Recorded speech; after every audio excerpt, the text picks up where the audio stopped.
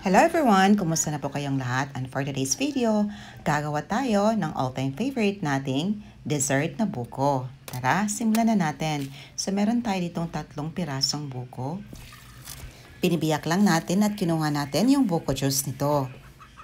Napakasarap nitong buko juice mga mommies at all natural ito, kaya the best ito sa ating katawan.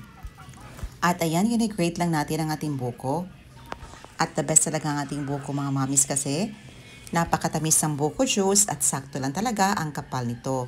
Yung kapal nito is good for pang buko salad. At ayan, isinalin natin sa isang lagayan, mga saktong nasa 2 cups na grated yang buko ang ating gagamitin dito mga mommies. I-continue lang natin sa pag-grate ang natira pa hanggang sa matapos.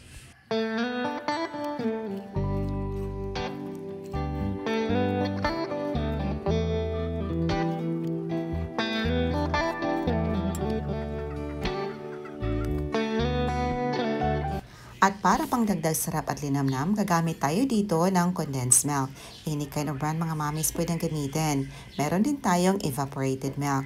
Tansya-tansya lang mga mommies sa kung gaano kadami at gaano katamis ang gusto nyo sa inyong buko salad.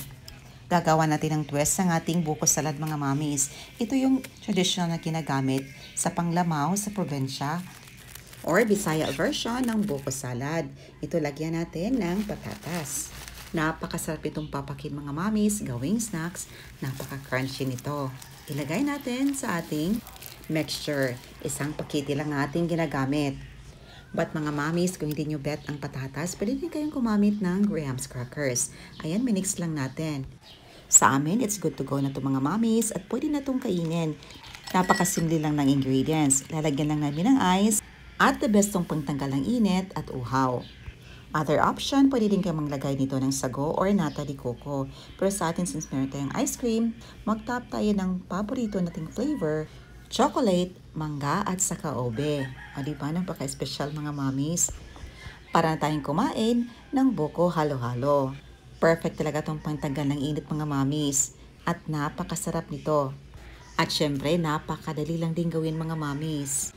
In an instant, makagawa na tayo ng masarap na dessert na pwede nating ihain sa ating mga anak at sa ating pamilya.